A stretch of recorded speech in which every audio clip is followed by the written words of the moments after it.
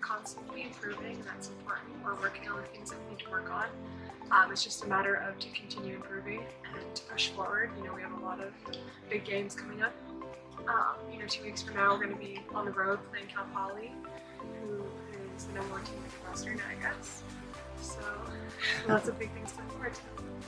I'm happy. I want to continue to give a good performance every time I go out, so I got to work hard every single day in practice. And you know, I always think there's always more room for improvement. No matter where you're at, you can always get better at something. So it was hard. Actually, when they did that, I know there's a video of me crying when they took some pictures. It was kind of funny. So I just broken it the day before, and right before that, I had an appointment for my hand, and so they were kind of pressing and prodding at it, so it was really hurting. And then I had to rush back from that to go straight to pictures, and my hand wouldn't fit down the sleeve of my jersey, so I was like trying to push it through and I was crying, so it was really awful. But I don't know, it was a really, you know, that year we made it to the Elite 8, we beat Penn State 3, you know, we beat Florida at home in preseason. Those are some of the greatest games like I think I've ever witnessed, and they're really fun memories to draw on. So there's no hardship that I bear towards my freshman season. It was an interesting experience, and I love the girls that I got to support and I didn't get to play.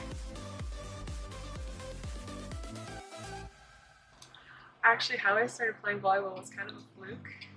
I played at my middle school, Hillcrest, and I guess there was a substitute teacher that came in from time to time, and she coached the first club team that I was like, she was the assistant coach of the club team that I would end up playing for. And she was like, hey, we have these volleyball tryouts tonight at 6, you should come. And I was like, oh, yeah, thanks, I'll come. But I wasn't actually going to go, but I happened to mention it to my mom later that evening at like 4. She was like, you're going, let's go. I was like, oh no.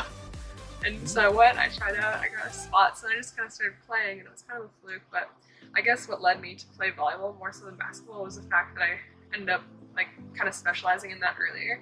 I started playing for my club team, and I mean, I enjoyed basketball too. It was really fun because it's a different game, it's more physical and in your face, which was like nice to contrast volleyball, whereas, you know, there's a net between you, you can't really get that type of like closeness and aggressiveness.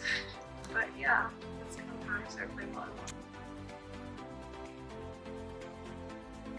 I honestly didn't know what to expect. I didn't really have a lot of expectations when I was coming out here. I won't lie, when I got off the airplane right by the airport, you know, it looks a little bit sketchy, and we were driving through there and I was like, wow, this is what Hawaii looks like. This spot near the airport. I was a little bit scared. My mom was like, just take a chance. And so, you know, a couple days went by, me and my mom were like exploring, going out to the beaches, and I saw like Makapu, went up to the east side, and I was like, oh, okay, this is a little bit more of like, I guess, what I expected. It was an interesting shop. You know, definitely playing volleyball is one of my favorite things out here. The fans, I love going out into nature, hiking, going to the beach, I love swimming. I used to think I was a mermaid in a past life for sure. Originally, I was going to do my 5th year here at UH, but then just being so far from home, I had a couple of family illnesses last year in the springtime, and it made me realize how much I miss being home. So it kind of led me to try and do all of my schoolwork this last year. So we'll see. I don't know if I don't pass something that I'm going to have to return. So I'm just interested in having my schoolwork, but yeah.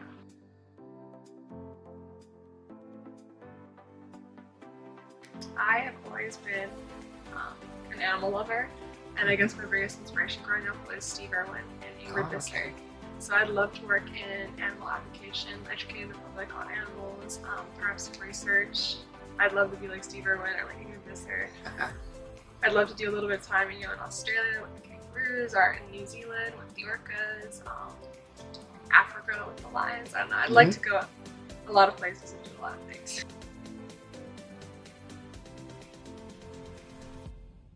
One of my favorite books, I guess, would be The Art of Racing in the Rain. It's a story about a dog, so it's kind of cute, but it wasn't one. It's not like a typical dog story. It was about a dog whose owner is like an amateur race car driver, and the dog wants to be a human, I guess, and he's at the end of his life, so you know the dog's going to die in the end. It's a really great story. It has some really great metaphors for life. One of my favorites is the car goes where the eyes go, and I kind of hold that to myself for volleyball too. So if you're looking and you're thinking, oh, I'm going to fail, oh, I'm going to do this, I'm going to do that, that's what's going to happen. So you have to look, ahead and be positive. Be like, I'm going to do this, and that's what's going to happen. That which manifests is before you.